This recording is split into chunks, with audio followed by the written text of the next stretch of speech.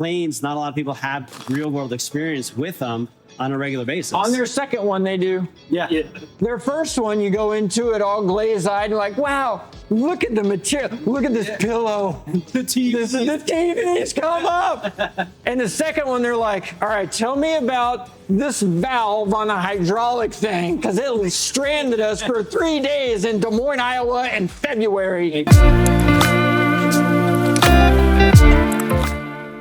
Hello and welcome. My name's Tom Lelio. You're at the Jet Life Podcast. I'm your ultimate jet guy. Today we're pulling back the curtain on aviation with Jimmy from Jimmy's World. Jimmy, thanks so much for being here, man. Thanks so much for inviting me over. I'm excited. So I've seen your channel, and you're not the typical jet buyer that I'm working with. But we're here today in this beautiful jet that you're looking at. Maybe we could do something here. And so before we talk about this specific jet, I'd love to just hear more about your story, how you got started, and we'll talk a little bit about some of the buys that you've made over the few years and what we can learn from them as aspiring jet brokers or jet buyers ourselves.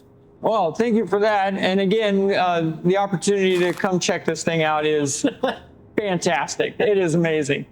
So my story, I was not into aviation until about 4 years ago. Oh, me too. Okay. Yeah. So I got into aviation because I had to travel from Tampa to Jacksonville once a month, and that drive is terrible. Yes. It's like me going from Sarasota to Orlando today. Yeah. Terrible. Yes. And a buddy of mine, he just said, well, instead of driving the 4 hours through all the speed traps right there, why don't you just get a little airplane and fly? It's only an hour flight in a little GA airplane. I'm like, well, that's a lot better. So that's what I did. I bought an airplane before I'd ever even been in a small GA airplane, and then got all my flying lessons, my license and stuff like that in 5 months back in 2020 when the whole world was shut down, gas was cheap, and the sky was mine. Yeah. And really, I guess the only way you could travel would be on something like this at that time because all the airlines were shut. Yeah. So what was that like for you as a first-time buyer, not having any? Did you use a broker or just learn on your own? No, a buddy of mine gave me just basically a cheat sheet. He said, you want to find an airplane with no damage history, all the logbooks from new, and it needed to have less than mid-time hours on the engine and the propeller and the critical components, and it needed to be current flying. And for me, my training needs, it needed to be one of these three make and models. Sure. And have at least this level of avionics in it. So even though you weren't using a broker, you still had a guide to work through the... Oh, yeah, Lord, yeah. Okay. I would have no idea what, because the risk of buying the wrong one is a catastrophic financial decision. So the old saying is you buy an engine, you get an airplane for free. Yeah, I like that. In airplane world, the most expensive part, I guess even on jets like this, the engine is far and away the most expensive part. So buying a good engine and then figuring out what airplane will go behind that engine is really, for me, what I look for. And when I go to look at all my airplanes, whichever ones I'm considering buying, the first thing I look at is corrosion. I mean, well, it has to pass the first test filter of, okay, what's the logbook history, what's damage history, what's the price point, the general conditions from pictures and stuff like that. You can filter out 70% of them through that first filter and never leave the computer. So then when I get there, physically, what I'm looking for is corrosion is number one. You can't fix a lot of that stuff. No. Or if you do fix it, it is massively time consuming. Because an engine is just expensive, but you can pull it off, put another one on. You get corrosion issues, that's a whole different deal. I mean, you're talking major intrusive surgery and all kinds of stuff. So the first thing I look at is corrosion, rust, that kind of thing. And then the next thing is the engine. So I go with the criticalness. So corrosion, you can't fix that a lot of times. Yeah. So you just want to find it, what it is. And then go to the engine, because that's really what you're buying. And then from there, then go to the goodies, the interior, the avionics, some of that stuff. Because a lot of that you can upgrade and personalize and things like that. And yeah, it's expensive, but it's you can control the budget on that. How many planes do you think you've looked at over the past 3-4 years? Looked at? Like thousands. Okay. I have bought And I've had in my possession 14 airplanes in 4 years. Okay, that's a lot. Yeah. So I guess kind of what I'm getting at is, for a buyer, that's a lot of time spent. And not everybody has the time, energy, or expertise. You obviously had to learn the expertise, but how much time, like just to get to the first test? I mean, you're spending a lot of time looking into, when you have a project, when you're like, okay, it's time for our next project, that's a lot of hours that you're putting into it. Yeah. For me, I have the luxury. This is all I do. Right. Well, that's just it. Yeah. And that's why brokers and or someone in a position that this is all they do. Now, what I will say is I've sold a couple of airplanes, and I've found more value in a broker selling the airplane because of all the tire kickers, all the thousands of emails and questions and phone calls. And you're only going to close one person, but you have to be on the other side of all that research to get to that one person that's actually going to close. And for me to pay the broker fee, 6, 8, 4, whatever it changes based on the price level and stuff like that. So whatever that fee is, it's worth its weight in gold. Yeah. Just so I don't have to deal with all of the stuff. Yeah. Of all the emails, all the phone. Then they want to come out and inspect it. Oh, and then they're just going to, oh, well, I got to go talk to my wife. And I got to, oh my gosh, are you going to buy it or not? Yes. For me, and I'm moving on to my next acquisition. So for the selling part, I actually use brokers and people to sell it on those few that I actually sell. Right. And that their weight is worth their weight in gold, just so I don't have to deal with all the running around. Had any crazy buyer stories where you're just like, oh my gosh, this buyer is bananas? Oh, well, one, and it was immediately after that when I decided to start using a broker. The guy almost killed himself and his son twice in the same day. Test flight? Yeah. Well, they already paid for the airplane. Oh. And it was trying to, how can I share the story without giving away too much detail? I mean, the lawsuit still No, there was never any lawsuit or anything. But it was a big airplane pilot, 20,000 hour pilot, that hasn't been in a small buying a very low power general aviation airplane. The airport it was on, I made a video about it, and I'm so glad that it kept as a video, and everything turned out okay. So spoiler alert, nobody got seriously injured or died or anything. But it was a very soft field, short, underpowered airplane on a very hot day with this guy that said he knew all this stuff. He had I've got 20,000 hours. That's a puny little airplane. This is no problem. And I'm like, you have no idea what you're doing. Yeah. You're going to kill yourself. And I told him very specifically, when you get out here, you have to go touch the bushes on this side, put one notch of flaps in. You got to put your feet on the brakes, run that thing up, count to 10 to let all the powers and everything build up. And then you let go of the brakes at full power and you're full aft on the yoke to get in a ground effect as soon as you can. Because it's real soft, sandy grass where it was. So it was real soft. And it was only like 2,000 foot runway. Okay. And there was trees at the other end, right? Yeah. And so, because I've landed in there a bunch of times in this airplane, so I knew the technique of how to do it. And I knew the airplane. Well, he didn't. And they taxi out. And it's him and his son, and they're a little heavier people. So again, it's an anemic airplane to begin with. So we already know performance is lacking. So they get out there. They didn't even go to the end of the runway, and they just turn and power up. And I'm like, no. And I can't do anything but watch. Yeah. And I'm just going in my head. I'm like, oh my goodness, this is going to be on a different YouTube channel. Yeah. Like, oh my gosh. And thankfully, they got midway down the runway and I heard the power stop. And I'm like, oh, thank you, Jesus. Oh my gosh. And then he comes back in and he's like, this airplane is defective and this and that. And I'm like, no, you didn't fly it at all. Like I told you how to fly the thing. And so he was like, I'm like, fine. I'll meet you at a 4,000 foot paved runway. And it's right over there. Take my car. You don't fly this out of here. I was like, hop out. And I hopped in it with him watching. And I think his son was with me.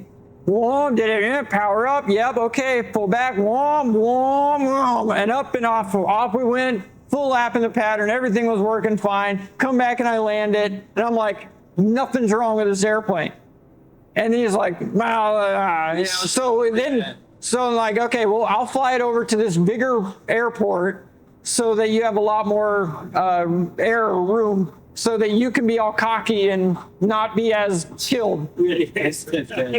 Well, he did the same thing at the other airport. He got up and I'm like, you have to hold it and wait because it's an anemic airplane. It takes a while for the power to build on this thing. It's not a high powered airplane. And he gets there, whoa, and again, it's like 94 degrees, right? So it's really hot. And he's pitching up, and I'm like, oh my gosh, he's way too slow. I was waiting, and he got up, barely cleared the trees, and I'm just like, I'm waiting for the wing to drop and it to stall spin. And I'm like, oh my gosh. And he turned north and got out of the area, and I thought it was over at that point. He came back and landed, and he's like, yeah, there's something is broken on this airplane.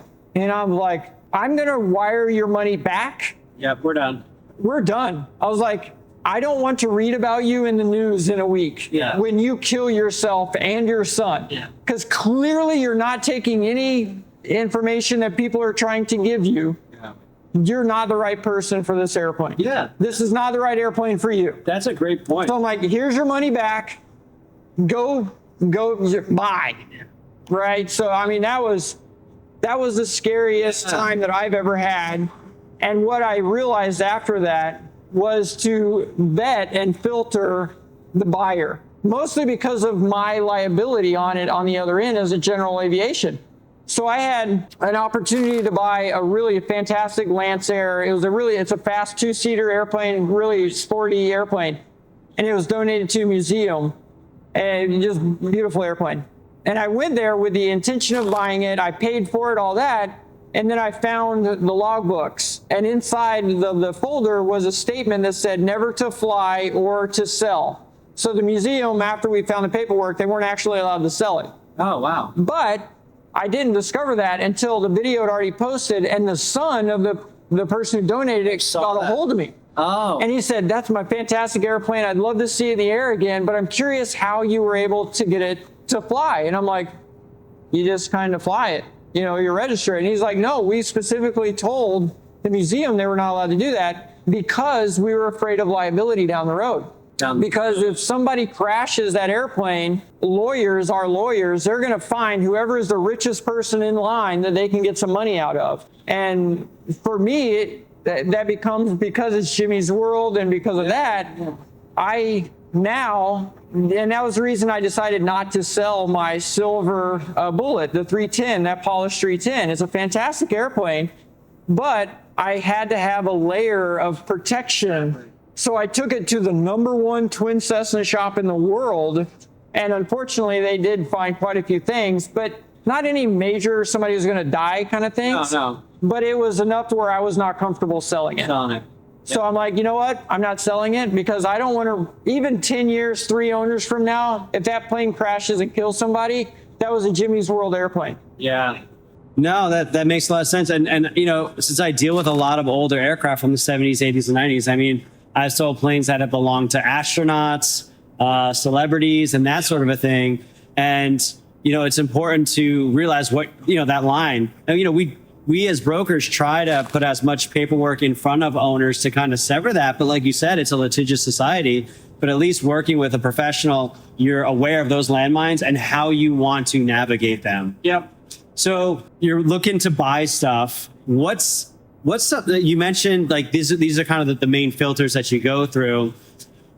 What's kind of like, what are you looking for? Are you looking for stuff that's fixable? Are you looking for stuff that just has an interesting story? Are you looking, like, what's kind of going through your mind when you're thinking about your next project? Each mission is different. When I bought the 421, the mission for that, so it's twin Cessna pressurized cabin class. 420. I mean, the best of the best type of piston twin airplane. Golden Eagle. The Golden Eagle. And it takes a gold pile of gold to keep them flying, because you get into all the systems and things like that, it gets expensive. With that airplane, the mission for that airplane is to fly myself, my crew, and my family around to Atlanta or, you know, wherever we got to go to film the other videos. Yeah. Thankfully, this one was right here in my backyard, so I just drove here this morning. But that airplane, the mission for that one is to fly much further, possibly going over some large bodies of water. I knew I was not going to find an airplane I had to fix up. So that was an airplane I wanted to make darn sure had good records. Yeah. I wanted to make darn sure that all of the engines, because you buy an engine, you get an airplane for free. Now we've got 2 very expensive engines on it. Those were in tip-top condition. The avionics, that basically that airplane needs to be 100% dialed and have a really good pedigree and background, or else I'm not taking the risk of putting my family in it, putting myself traveling long distances and stuff like that. Because I'm not buying that airplane to create content. Okay. I'm buying that airplane. Yes, we create a little bit of content with it, but it's really, it's to be used for another mission. So the requirements for that airplane were much different than, say, trading 2 broken Porsches for a kit box in the back corner of a hangar, right? Very different missions. Have you developed any like tricks or tools or like a sixth sense or like rules of thumb that, over the years, like to find steals? Yeah, man. So one is, did it have a lot of owners? Okay, what does that tell you? That tells you don't touch that airplane. Okay. A lot of owners means a lot of different people have worked on it. Yeah. They've had different expectations for it. Yeah. Why were there so many owners? That's the biggest one. Like, what's wrong with this airplane that so many people are going to own this thing? Yeah. And so it's a story. It tells me everything I need to know about it. If you know the past, you'll have a good idea of the future. Okay. So if there's an airplane really it's a story. I smell the story, and you get a good sense of who the owners were and how that airplane was cared for during its life. So if you get a super cheap old guy, don't touch that airplane, because he would have deferred maintenance. If you get a mechanic, don't touch that airplane. I'm serious. As a mechanic, I can tell you, never buy a mechanic's car. It's the worst car in the parking lot. It is. It's full of duct tape. If they say A&P IA owned, next airplane. Just move on to the next airplane. Because it's either a fix and flip where they bought it wrecked and they fixed it up because they have the skills and knowledge to do that, or it was so bad that they couldn't get the money out of it to sell it to somebody that would use it for what it's used. So find the very best airplane and spend up. Spend up. Buy once, cry once kind of a thing. Oh my gosh, yeah. So spend up now, or else you're going to forever be spending up. And for the mission like the 421, I spent up, and it's at the the best twin shop in the world. And I said, they still have it. And I said, I want you to put at least 10 hours on that airplane to find all of the little stuff. Just to look for stuff. Because when I get it, I don't want the downtime. Exactly. I want this to be, the ready to go on this airplane needs to be there. So I'll deal with flying commercial. I wish I could fly in something like this, but I'll deal with flying commercial and that stuff just so that I don't have to worry about the downtime and getting there, doing a pre-flight and being like, oh, this thing is not there. So now I have to scramble for my plans to be changed on how to get there. Yeah. Does low airframe, do you like low airframe time compared to the rest of the fleet? No, I don't. Okay, because some people are like, oh, my plane's only got 3,000 hours. Everybody else is used. You've got to have it be used. Now, so there's a sweet spot, right? So for me, and I go back to the 421 because I think that's probably going to be more similar to your clientele, what they're looking for. I don't want a high time, and I sure as heck don't want the one that was used for training. Okay. So definitely not any of that. I want one that had an owner that had an open checkbook. Yeah. They knew it's expensive. They spend money when they had to spend money, and they didn't cry about it. Yep. So doctors, attorneys, you're looking at business, better to do business owners, and business owners. Yeah, they're probably going to be piloting it themselves, but are they an experienced pilot? Was this their first twin engine airplane? I want to find out about the pilots who flew the airplane. Yeah. Were they a pilot for hire? Because ironically, I learned that the pilots for hire, they treat it like a rental. So they're running the engines a little bit harder than what probably an owner would run them at. Yeah. So for that airplane, they'll probably run them at 75% power because the owner wants to get there and the pilot doesn't care. It's not his bill that he has to pay. And owner's probably running it at 55% power. Yeah. Taking it easy, not putting a significant amount of stress on anything because they got to pay the money to fix it. So it's the story. I try to learn as much about the airplane, the history, the pilots, the owners. Where was it? Was it someplace in the Bahamas a lot? That's to look for stuff. Was it in the Northeast or something like that? You're just looking for these places where moisture, humidity, salt, that kind of stuff. Is it parked inside, outside? Oh, what I love what you're bringing to the conversation, and I appreciate your time. Thank you so much. Is that you're bringing an eye of critical thinking to the transaction. A lot of people just kind of see it as going like car shopping, like autotrader.com, or house shopping. Like it's just like one thing. You can kind of wrap your head around it. But planes, not a lot of people have real world experience with them on a regular basis. On their second one, they do. Yeah. Their first one, you go into it all glazed-eyed, like, wow. Look at the material. Look at this pillow. The TV. The TV's come up. And the second one, they're like, all right, tell me about this valve on a hydraulic thing, because it stranded us for 3 days in Des Moines, Iowa in February. It cost $100 and it's been spinning. Yeah. But then, for the company and everything, it was just a huge debacle. So yeah, their second airplane, they know what to ask for. Yeah. And I've had 14, and now granted, yes, my channel, I get a lot of them because they're so terrible. Yeah. That they make really good content. Yeah, which is why I called you here. I mean, which is why you're here today. The first airplane I did was weeds. I mean, six foot tall weeds, and it was a Bonanza that had been sitting there for at least 20 years in the bushes that of this airport that had moved and changed. It was just a disaster. You could take your hand and put through the wing. That's how corroded all the control. What did you do with it? We were just trying to get it started. I put fuel in it and it's poured out all over the ground because it just went right through. The bladders were toast.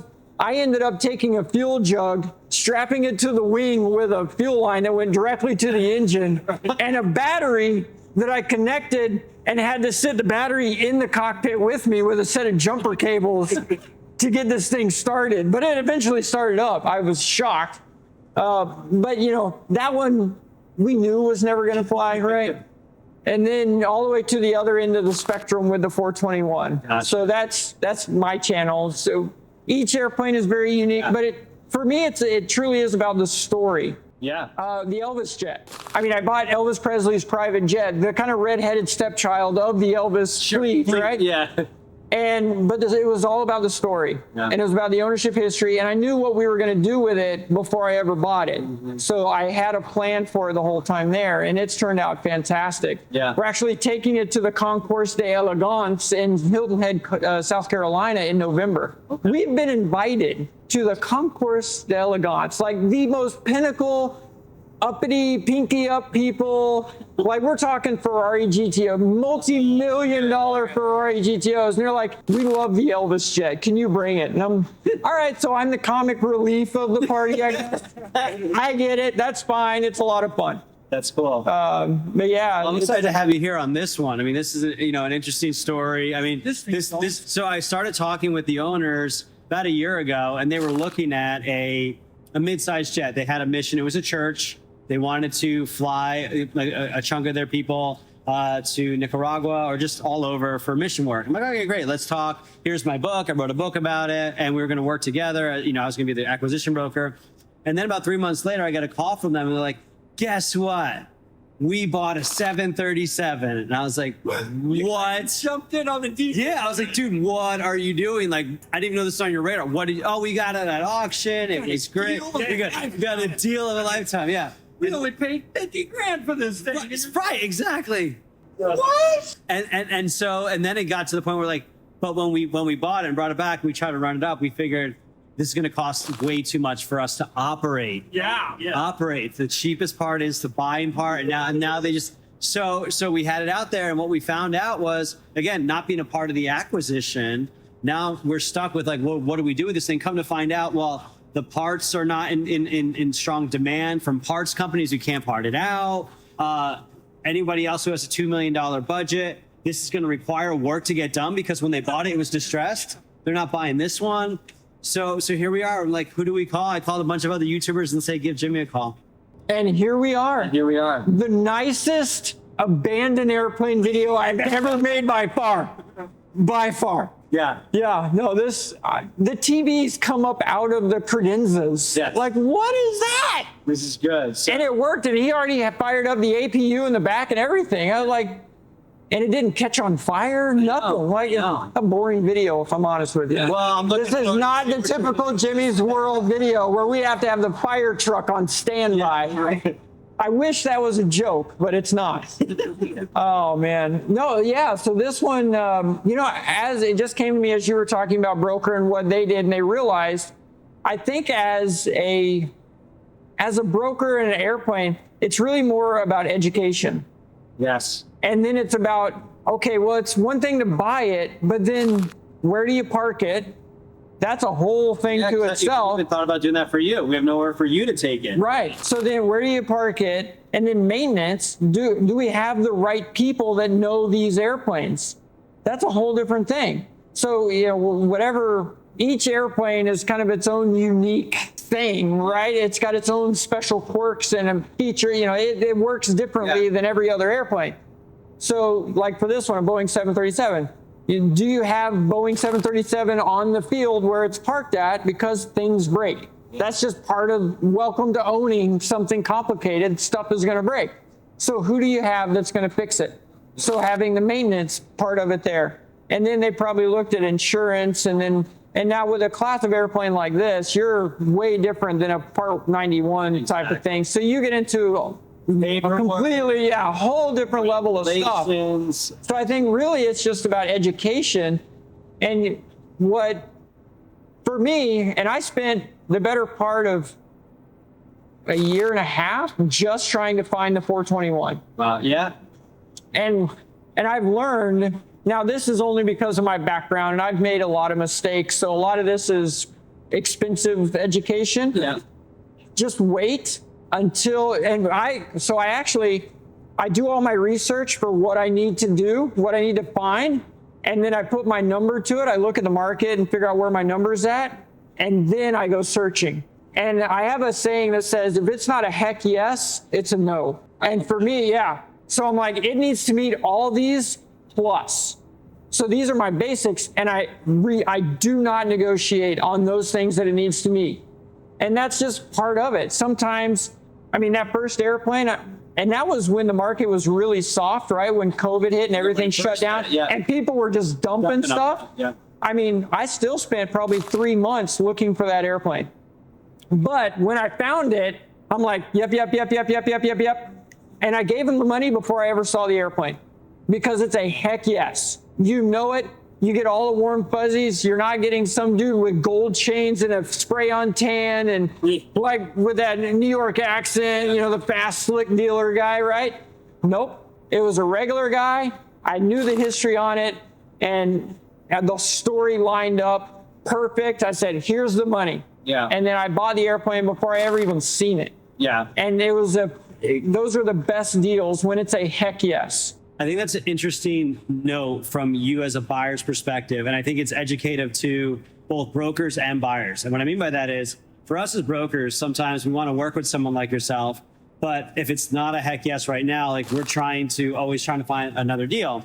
So I think it's good for brokers to stay in touch with buyers like you, because I will always say to my brokers, if someone calls you and they says they're going to buy a plane, they will buy a plane at some point. Eventually, But you have to build that trust and build that relationship so that when they're ready and it is a heck yes, they call you and not somebody else, or do it on their own and potentially find themselves in hot water. Yeah. And so I think that's very educational for brokers and for buyers too. I would say, like, listen, if you want help with that, like brokers will help you. Just set the expectation. Hey, listen, like I want to buy, I want to work with someone because I want someone else looking out for me. I'm not going to do it on my own. Let's establish this relationship with that understanding. And some guys want to go do it on your own, and I get that. That's totally fine. But it could be mutually beneficial as long as there's communication. Sure. And as a buyer, sometimes I don't even know what I want. Yeah. I just know that I want an airplane. Yeah. but I don't know anything past that. Yeah. I know that I want to get from here to there in as short amount of time as possible. And that's really the only reason you buy an airplane. Yep. And you can say to your friends, I've got a private jet, right? That's really what it is. Yeah. But beyond that, the rest of it is fuzzy. I don't really know. I'll know when I know. Yeah. It's kind of what it is. And it doesn't turn into that discipline until you've done it more than a few Exactly. times. And then after your first couple of whatever it is, whether it's an airplane or motorhome or, exotic car or something like that, right? Because these all fit into that Yep. same category. Yep. These are luxuries. They're not necessities. And so you buy it emotionally and then you justify it with your brain. Yeah. But for me, I know that going into it because I've done it so often. So many times, exactly. And but I know that when I was first, even still now, sometimes I don't know what I don't know, and I don't even know what to ask. Yeah. No. So the expectation on me as the ignorant buyer might be unrealistic. So you want to buy a private jet? Awesome. Why? Yeah. Oh, no, because I want to go to Aspen in December or whatever and go skiing. We love skiing, but we moved to Kansas. Yeah. Okay, that's cool. Tell me more. Right. And And it's a whole conversation. Yeah, for me, if I was on that end having a broker, they would probably need to be really good listeners and not trying to just close a deal. I don't want any transaction. And also, this could be one of the more expensive things, so it may take me a while. That's great. You're looking at, several $1 million typically. And by this time, if you're getting to here, you've probably flown first class. You've got other people around you that have jets, so you've flown on their thing, and you've liked the experience and stuff like that. And I would. You know what you want, but you don't really know what it is. But I think that speaks to what I would encourage brokers to do is have a heart of a teacher. We're not a salesman. We're not a car guy. You're an educator. You draw stuff out of individuals. You build relationships with them. And it also, I think, takes the pressure off of brokers when they think like, oh, I need to know everything about the plane, like to the point where you could fly. It's like, no, you don't need to be a It's pilot. not about the plane. It's never about the plane. Yes. It's never about the plane. The plane is a tool. It's a thing. It's like I'm looking at the private jet right now. That guy, I'm assuming a guy, could be a girl. Yeah. Quebec Sierra. Right. So it's not about the plane. Yeah. It's about the person and the feeling that they want whenever they can hop into here and have 15,000 movies with a TV that comes up here and have tables that fold out there for no reason whatsoever. Right? Just because you can. Yeah. And frankly, when it becomes that, if they're that well-to-do, they're going to build it themselves. They just want to find the right fuselage shell, and they're going to customize it themselves. So then that would be where the broker would be like, I've got this guy that can do all your interior. I've got this guy that can do the avionics package for safety, and this guy for all that stuff. Paint. Got some fantastic paint because, Why not? You bought it. I mean, might as well show it. might as well. Jimmy, this was an amazing interview. I really appreciate your time. Is there anything you want to share with the audience, just to kind of where they can get to know you better, where they can see your videos, or any projects that you work on that you want to shout out? Well, thanks so much. And again, this is awesome. To be able, like we were sitting in these chairs, they do all the stuff, right? This is crazy. We were cocking, it's hungry hippos. It's where they just do this. So no, I'm having such a blast. Thank you for inviting me out to check this thing out. Jimmy's World, just do a search on Google, YouTube, whatever, you'll find it, where all those projects. And are you doing any merch right now, or something from the Elvis Jet, right? You guys have the opportunity if they want to commemorate a piece of the Elvis Jet. What's that going on? Yeah, that's right. So when I bought Elvis Presley's private jet, the wings, we knew it would never fly again. So we turned it into a road-going drivable vehicle. Oh, okay. So the whole fuselage and the inside is red velvet. It's the most amazing thing you've ever seen. But it was abandoned for 40 years in the desert, and it's a time capsule. We have only ever vacuumed it and wiped the dust off of the wood. That's all we've ever done to the inside. No, it's amazing. The whole reason I bought it was for the interior of this. And it's bright red velour velvet. I mean, it's amazing.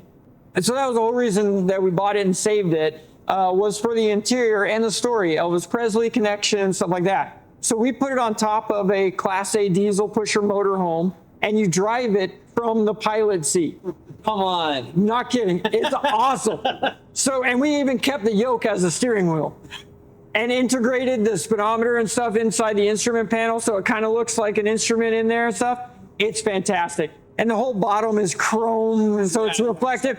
And the idea was so that it looks like it's flying as it's driving down the road. It's awesome.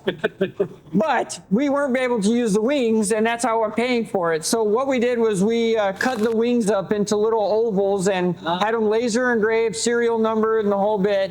And you can buy a piece of the Elvis Jet. Cool. Both you can say you own something that Elvis Presley owned, and for this crazy thing right here. And it's a Lockheed Jetstar, the most like over the top. You want a private jet of private jets. Oh, okay. 4 jet engines on the back that were just loud and so obscene. I mean, Frank Sinatra, I think, had one. Of course, Elvis actually had 2 of them. This was the second one.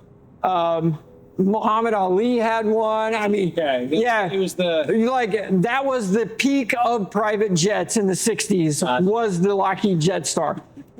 And it was designed by the same guy that did the SR-71 and the U-2 spy plane, Johnson, I think is his name. Kelly Johnson. Yeah, Kelly Johnson. So designed by the same guy, and you can tell it's awesome. Very pointy. Yeah, so we cut those up and we sell those with a certificate of authenticity and with a picture and with a bill of sale, a copy of the FAA bill of sale where Elvis bought it. So you can kind of have some of that provenance to it. And there's only, we're only able to cut 2,167 of them. We've already sold about 500 of them.